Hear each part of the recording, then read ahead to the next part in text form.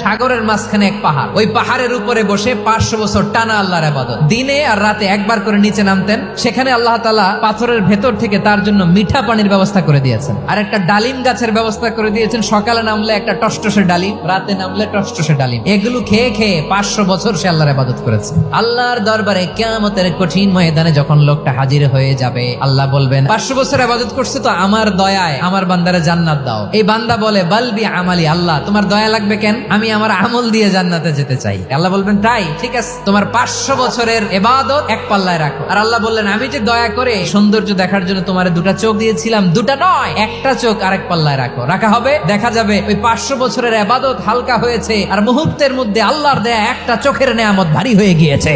ফলাফল দেখো, হিসাব বলে তুমি এখন জাহান্নামে যাবা, যাও এবার জাহান্নামে যাও। এবার লোকটা কাচুমাচু করে বলে আল্লাহ এবার আমি বুঝতে পেরেছি তোমার দয়া ছাড়া দুনিয়ায় কেউ জান্নাতে যেতে পারবে না।